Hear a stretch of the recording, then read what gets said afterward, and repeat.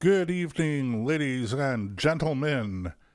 You are tuned into the Joseph Ben-Ami Show for Tuesday, September the 5th, 2023. I'm your host, Joseph Ben-Ami. Thank you so much for joining. September is here. Well, actually, September was here last week. We did have a show. One show. We had one show last week. Did we have one show? Maybe not. Okay. Now you see, I'm totally confused. This is a live broadcast. Sometimes we do live to tape a couple of hours early so that we can handle our mistakes along the way. But tonight, there is no handling of anything because we are broadcasting tonight without a net, as they say in the circus. I haven't been to the circus for a long time. Are circuses still legal? Isn't that a great question? Because I think, probably the PET, what does that acronym stand for? Something about protecting animals, I guess. They are PETA. PETA is the acronym, but I can't even remember what that stands for. And that's not just old age. That just is an indication of how much I really actually care what they say. Anyway, it just seems to me that circuses have gone out of style because if you're not going to go see the lions and the elephants, then what's the point of going? Just to see acrobats? I could see acrobats on television anytime. I could see elephants on television anytime. But watching acrobats on television and watching animals like that, exotic animals on television, it's not the same thing. And watching acrobats live and watching exotic animals perform live isn't quite the same thing either. The animals have a certain element of, excitement, if you will. Is that the right term to use? Anyway, I really don't know if there are any circuses around anymore. I haven't seen any for a while. Last one that I went to with my son when he was quite a young lad was a circus, a Shriners Circus, in a mall parking lot here in Ottawa. And it was fun. It was lots of fun. But haven't been to one since, and I don't know that I've seen any since. And of course, that's because everybody feels sorry for the animals that are being trained. Similar to what you're reading about or hearing about in terms of, we can't keep whales in captivity anymore, or dolphins or sharks, but particularly dolphins, because apparently dolphins are somewhat sentient and they communicate with one another. Although, I haven't actually heard anyone who can figure out dolphin language. So again, I don't know how true that is. Anyway, how did I start talking about circuses? It's just one of those things. Oh, I know it was working without a net. That's it. We're working without a net tonight. And the subject of tonight, the theme of tonight's show is, are we really on the eve of destruction? And that's a great question itself. Because, with all of the eschatological arguments, and for those of you who are not as erudite as I am, eschatological means end of times. The end of times predictions, the end of time prophecies, etc., that are out there, not just biblical. And it's really funny because it's not the Bible believers who are pushing the end of time arguments these days. It's the atheists, the secular atheists, that are spending all of their time talking about how the world is coming to an end. The human race is going to be obliterated. It's going to become extinct. That's what this whole Extinction Rebellion is. The whole idea of the Extinction Rebellion is it's a movement to prevent the extinction of the human race by, ironically, taking steps that ultimately could end up either reducing or decimating and perhaps even eradicating the human race, like eliminating fossil fuels from our economy. And that in itself isn't a bad thing necessarily. Because why wouldn't we want to have a cleaner environment? So I'm not against saying, if we could find ways to eliminate, reduce, and even eliminate our use of fossil fuels, that's fine. But in the rush to do that, people, first of all, I don't believe in government regulations compelling that. I think that if you want to have a cleaner economy, then you have to let the free market step up, and you will find that through the free market, we have solutions to our economic challenges when we move away from fossil fuels. Unfortunately, nobody in the green energy movement has figured that out yet. And so what we have is a series of unrealistic government regulations that the free market, or even the unfree market, if I could use that term, has not had the ability to match. So we set these unrealistic fantasy regulations, fantasy goals, etc., and then we try to push people into it, but it's not really working. So, we set these targets for zero emissions, whatever ultimately that really, really means. But we have no actual plan to get there. When we talk about, we're going to get rid of fossil fuel use with our cars. Well, that's just silliness, because even though in theory, as I keep telling people, I don't have a problem with electric cars. I would drive an electric car if it was reliable, if I didn't have to feel like I was in danger every night when I go to bed because I'm afraid of parking the car in the garage, which we almost always do. We almost always park our car in the garage, and I wouldn't want the battery to catch fire and burn the house down. And that's an ongoing significant problem with these batteries. So the technology hasn't caught up with the regulations yet. Nonetheless, we keep on pushing forward with regulations, making the cost of traveling and transportation exceptionally high relative to what it was before, fueling inflation, and for what? To save the planet? Ultimately, we're hurting human beings. So how do you stop the eradication, the decimation, perhaps even the extinction of humanity? By taking measures that punish humanity, that damage humanity, that add to the woes of humanity. To me, it really doesn't make sense. But people are afraid, and that's why I'm asking that question tonight. Are we really on the eve of destruction? Now, I don't believe that we are, and as a Bible believer, if we're reaching the so-called end of days, well, that's outside of my control. So I don't really have to worry that much about it. What is going to be is going to be. The only question, of course, is how we as individuals, and this is more of the biblical view, by the way. Sorry, I don't need to preach, but if you're a Bible believer, you know that the only thing that really is 100% in your control is how you react to the various challenges that are around you. Call them tests, if you will, from the Almighty. But, what I really have found to be ironic and humorous is that the people who are preaching the end of times, the people who are predicting these calamities on a biblical level, even though they're not doing it biblically, but when I say on a biblical level, I mean the plagues in Egypt level. Climate change is on the verge of destroying the planet. If you believe the Secretary General of the United Nations, we have moved into the era from global warming into the era of global boiling. Now, I'm not a physicist. I'm not a chemist. I know a little bit about physics. I know a little bit about chemistry.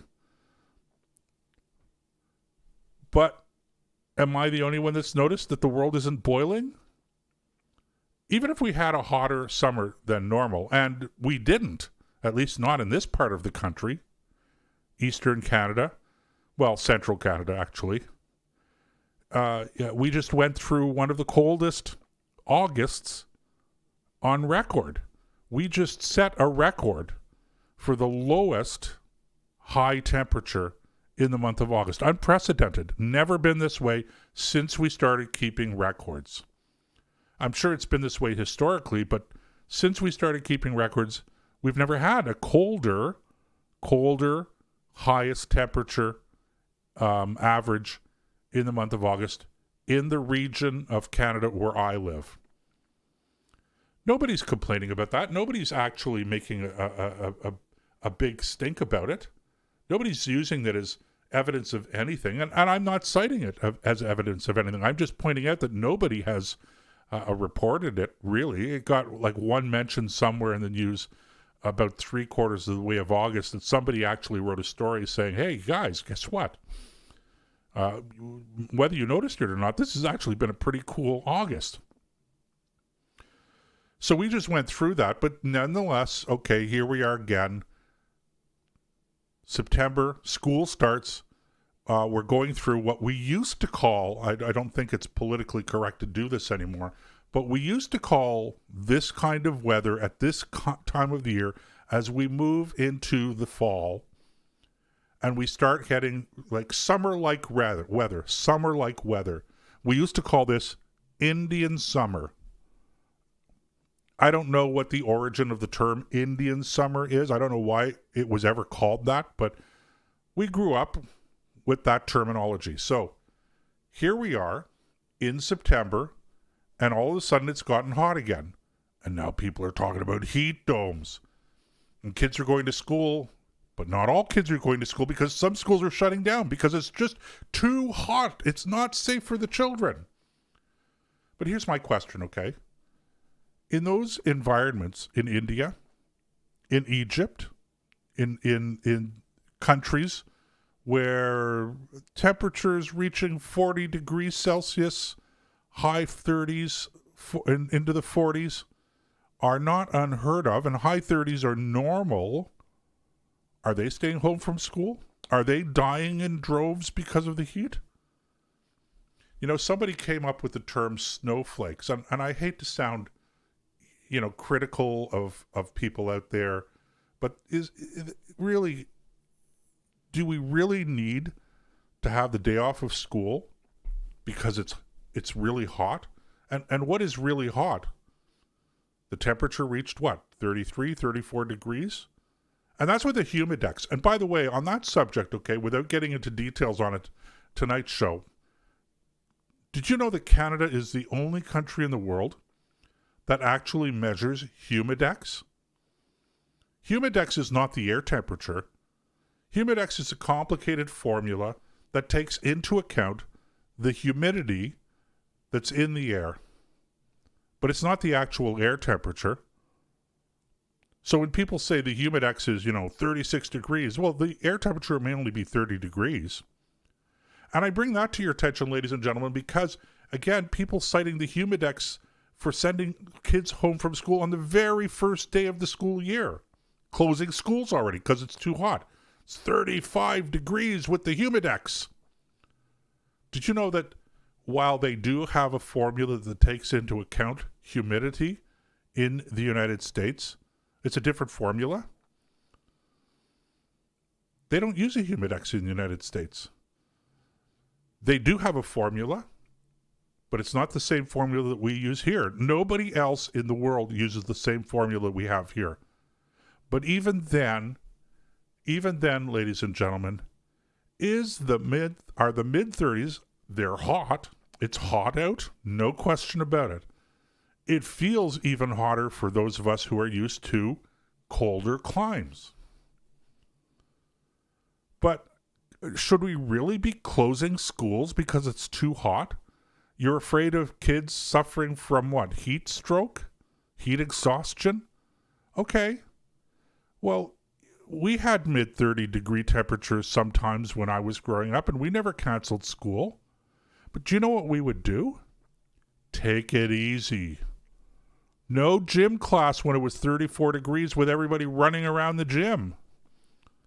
You take it easy when it's exceptionally hot.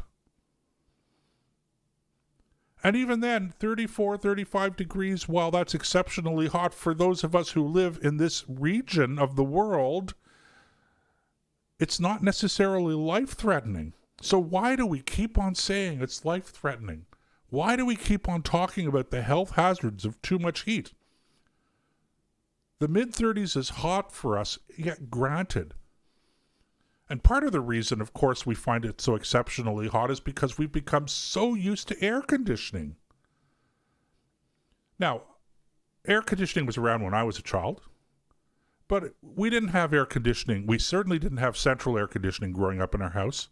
We had a window air conditioner, one window air conditioner for the whole house. It was mounted in our kitchen, or just off the kitchen. And it kept the house, well, part of the house, fairly cool. And we didn't even have that until later on growing up. So how did we manage? Well, here's the thing, okay? When it was really hot at night, you didn't sleep very well because you're not used to the heat. But we were a lot more used to the heat then than we are now because we've become a little spoiled. And I'm not criticizing anybody for that. I'm not criticizing anybody for taking advantage of the fact that they have central air conditioning. We have it. And when we go out and step out into the heat with our central air conditioning, coming out of the house with central air conditioning, it's hot. But you know what? What categorically is not happening? When I step out into the heat, the hottest day of the year, even when we're breaking a record by 1/10 of a degree, I'm not boiling. I may use the term boiling. Oh, I'm boiling out here. But I'm not really boiling literally. We're not really entering into the age of boiling, global boiling, no matter what the United Nations Secretary General says. Anyway, this has been a bit of a rant, but I have a few specific things that I want to raise. Some specific news items that led me to say we have to have this theme tonight. Are we really, really on the eve of destruction? Is this really the eve of destruction? So we're going to get into some of those news stories when we come back. In the meantime, stick around, ladies and gentlemen. We will be back here on the Joseph Ben-Ami Show in a couple of minutes.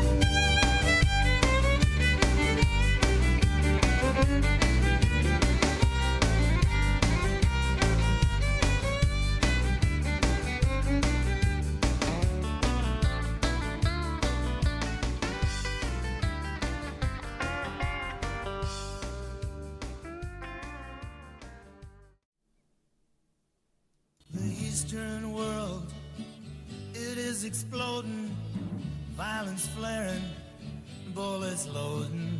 You're old enough to kill, but not for voting. You don't believe in war, but what's that gun you're toting? And even the Jordan River has bodies floating. But you tell me over and over and over again, my friend, you don't believe we're on the eve of destruction. Okie doke.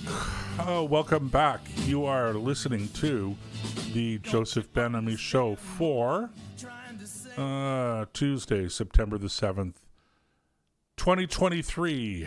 I am your host, Joseph Ben-Ami. Appreciate you sticking with us. Just looking at that song, at the introduction that we were just listening to the song, I should say, Barry McGuire.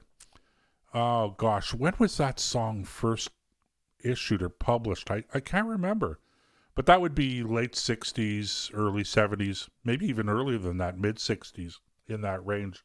You know, Vietnam War era, 6-Day War era in the Middle East.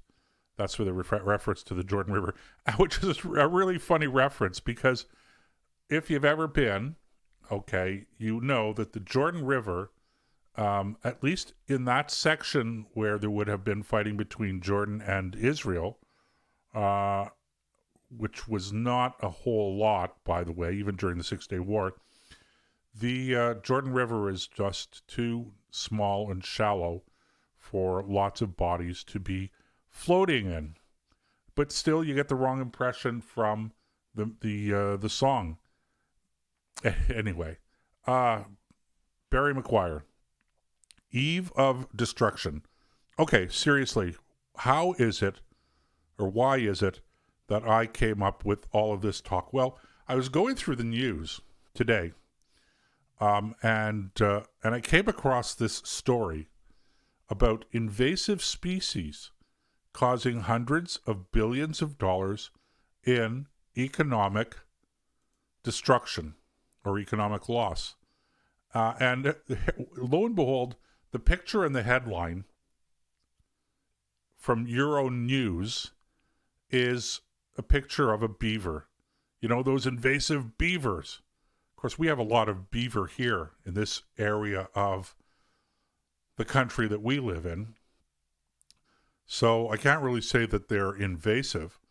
And we've had just the dickens of a time with mice this year already, and which is funny because it's a little early for the mice to be trying to find a way into your house. Around here, field mice are a problem as you get into the fall because the cooler weather, and they're looking for warmer places to stay nice and toasty warm, etc. Okay, so we've had this problem with field mice, and we're having a dickens of a time. And just the funny thing is, you know, these mice are smarter than you think. We've had a couple of traps set where they've actually managed to get out of the trap. And so anyway, that's a story for another evening. But the United Nations, okay, this is this news story about invasive species. So the United Nations, over a 4-year period, carried out a study across the globe revealing the devastating economic impact of invasive species. Okay, so let's see. Invasive, I'll just read a little bit of the story here. Invasive alien species introduced by humans are spreading more and more rapidly around the world, causing enormous damage, according to a report published by the UN on Monday. From plants to mammals, marine animals, and insects, alien species are creating environmental chaos that costs the global economy $391 billion. That's euros, that's not dollars. 391 euros every year. And this story goes on to explain how this happens, okay? Now, this is not, the Euronews is not the only publication that covered this story. There were other publications covering the same story. And sure enough, ladies and gentlemen, sure enough, how could you have a United Nations story or report being issued about something destructive without somebody at the United Nations blaming it on, yes, you guessed it, climate change. Everything is to be blamed on climate change, it seems. You know, when I saw this, when I saw this news story, and the organization within the United Nations, the Intergovernmental Science Policy Platform on Biodiversity and Ecosystem Services. Okay, now there is an impressive name. Let me say it again.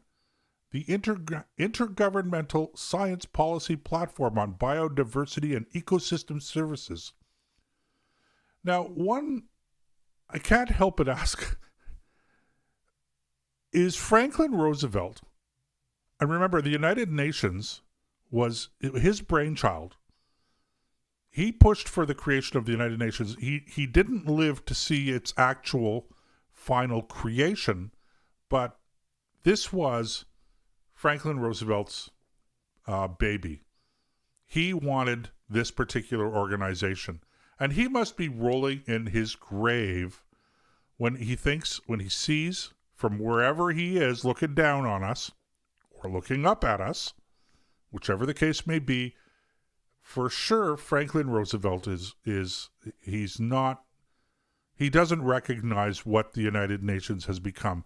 The United Nations was originally founded to be a forum for governments of sovereign nations to come together to work out their differences diplomatically at the conference table as opposed to in a war. And the United Nations Charter was written in such a way that would allow for countries to appeal to other countries for support if they were the target of aggression from another country. So in other words, the United Nations was a collective security institution.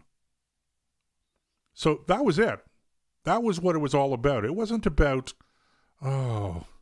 climate change, and it wasn't about invasive species, and it wasn't about all of those things. There were a lot of different organizations and conferences that were dealing with individual problems and issues that were separate from the United Nations. But now it's all come under the UN umbrella. So the United Nations has become a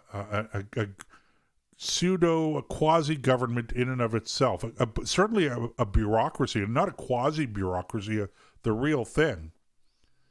And it is looking into all of these things, even though it's not part of the original mandate. So along comes the United Nations, this panel, and they've come up with this idea that the world is on the verge or is undergoing some kind of economic catastrophe as a consequence of invasive species. And of course, it's human beings that are to blame, partly because of climate change and partly, in fairness, because, yeah, it's true, human beings, for instance, take Florida, for instance. In the state of Florida, they have an actual problem with pythons that are proliferating in the Florida Everglades. Pythons, of course, are not indigenous to North America. How is it that we have an infestation of pythons in the Florida Everglades? Well, simply because people decide that they're going to have a pet python. Now, I don't know what possesses people to have a pet python, okay? But, you know, these things, they grow and they grow and they grow. And I guess eventually people go, wow, I don't want to have a python anymore. This is just overwhelming. So what do?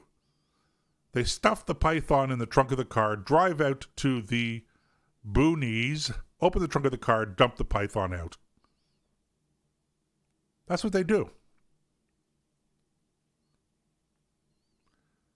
And so the result is that we actually have a python infestation, or I should say, they being people who live in Florida, have a python infestation in the Everglades in Florida.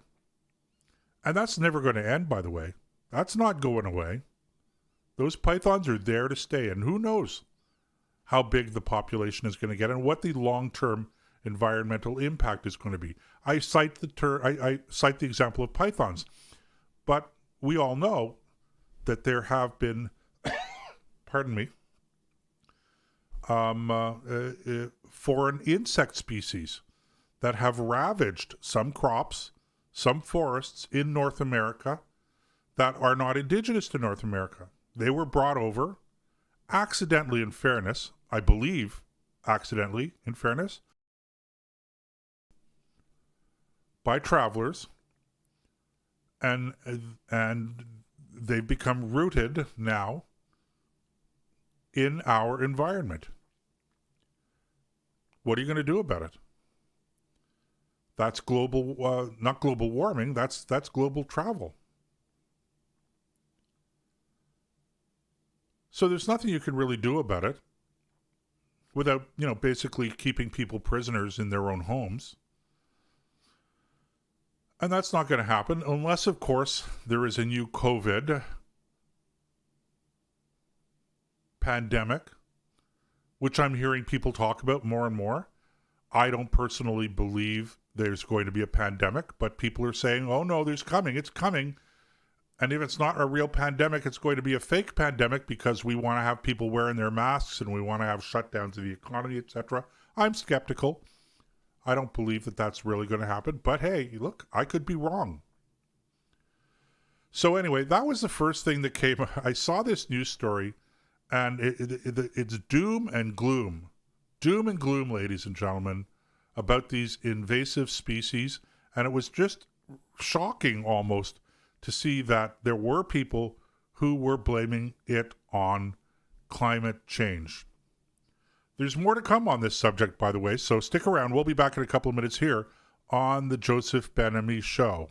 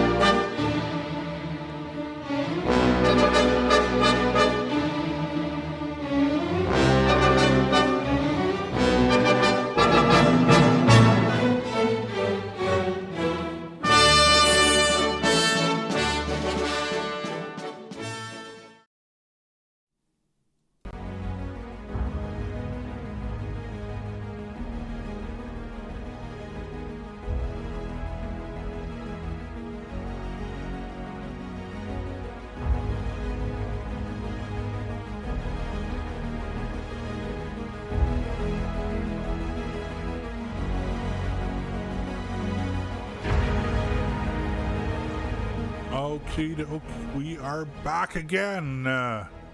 on the Joseph Ben-Ami Show. I am your host, Joseph Ben-Ami. Thank you so much for sticking with us.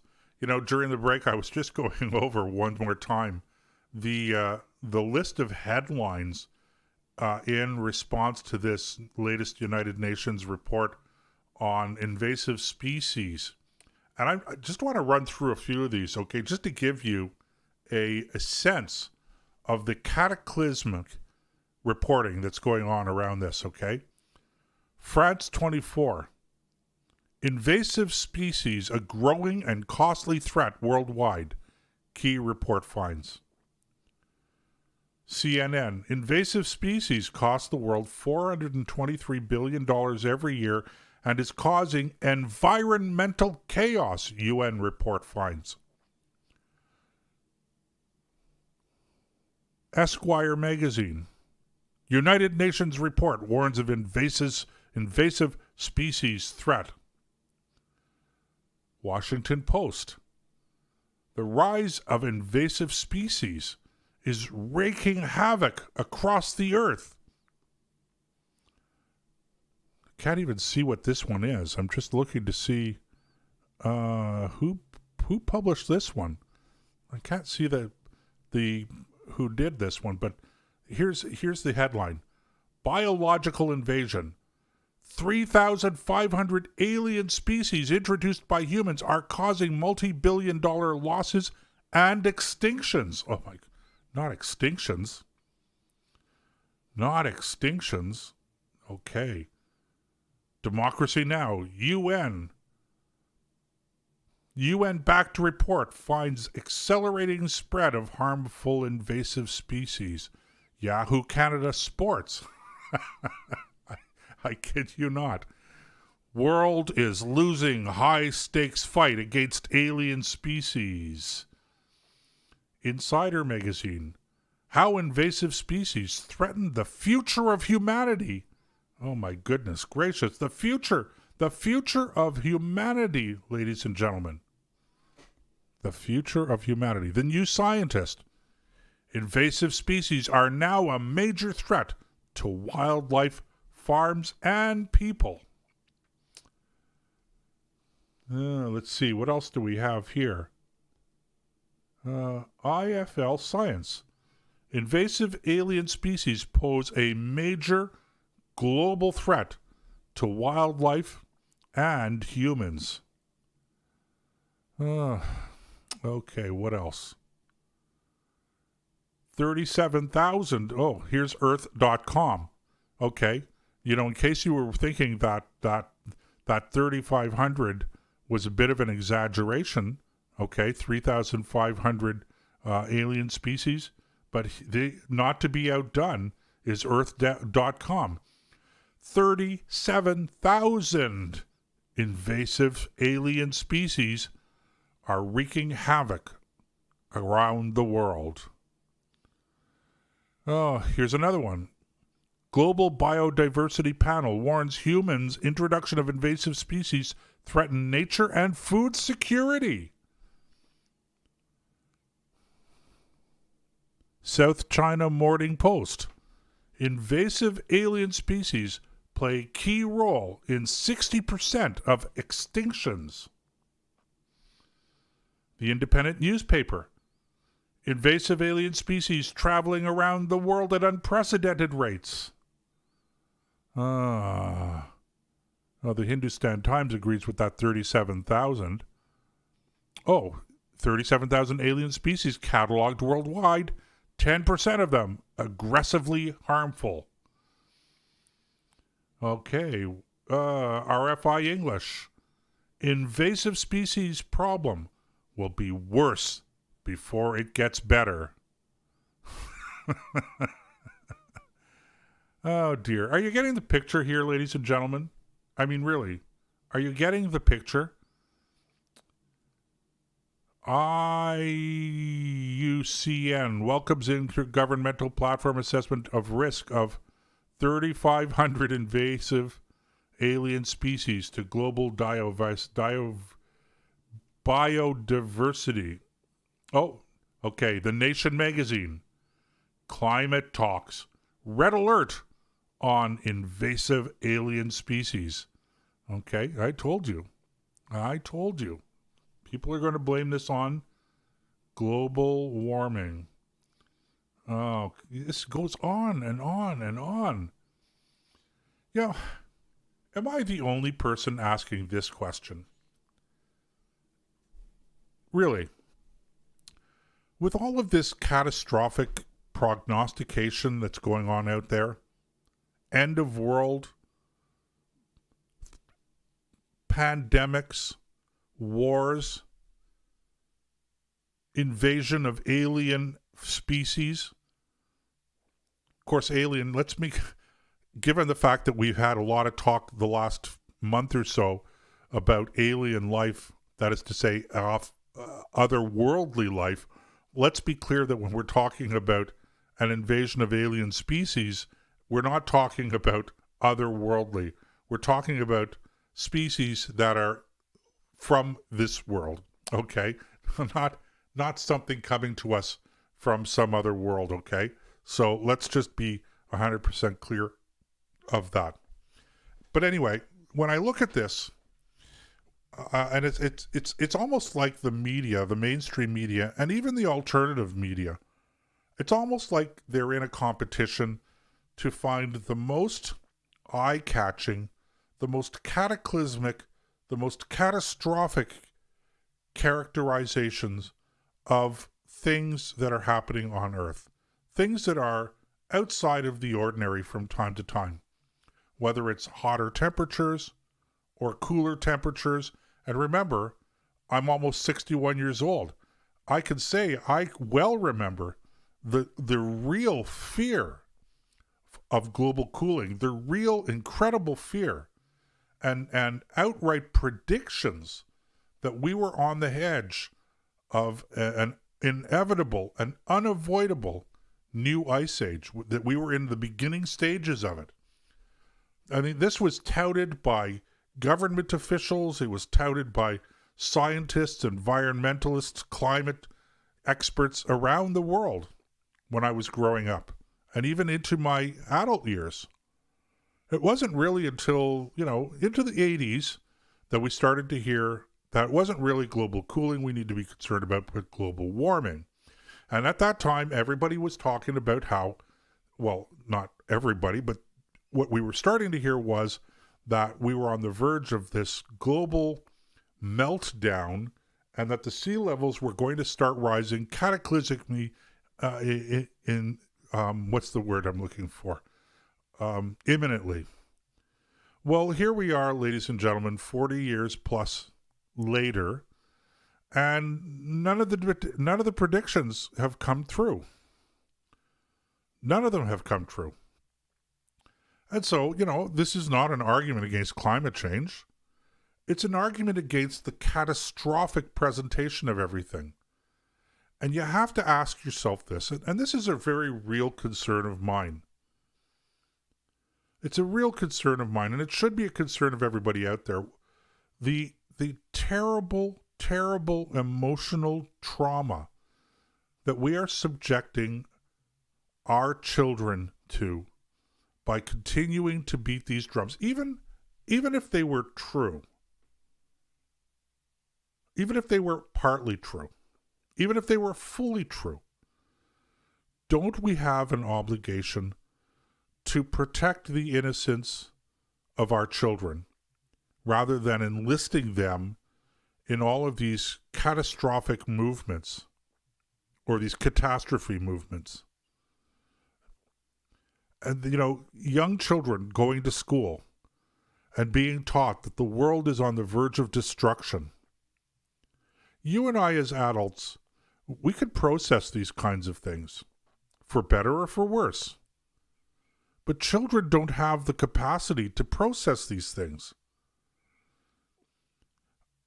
I think that the real tragedy, the real catastrophe, ultimately is the harm that we have inflicted and continue to inflict on our children as a consequence of all of the things that we talk about with regards to the end of the earth, the potential extinction of humankind.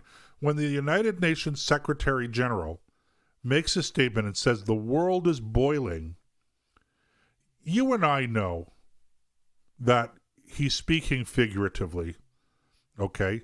I mean, we make fun of it. I make fun of it. I joke around. The world is not boiling. I'm not boiling. Well, of course I'm not boiling. And the Secretary General didn't mean it literally. He was trying to make a point. That's what I was saying. These guys are all out there. It says you have to find the most extreme language in order to get coverage in the mainstream media these days, to get people to pick up the newspaper, to get people to click on the headline link online, okay? It's a competition to see who can outdo everybody else in terms of using language that is the most extreme, the most eye-catching, the most concerning, problematic that you could come up with. Anything to drive traffic to your website, anything to get people to pick up your newspaper or your magazine. I think that that's a very real part of it. Everybody knows that the world is not boiling. Everybody knows that the world is not burning. Wildfires in Canada and in Greece notwithstanding. Everybody knows that the earth is not sizzling, even though we broke a temperature, allegedly an average temperature record. We exceeded it by, what was it? 0.1 degrees Celsius. Sometime in July. But the world is not sizzling. We're not boiling. So these things are meant figuratively. I get it. Figuratively. You and I can process things that are said figuratively. But there are a lot of children out there who can't.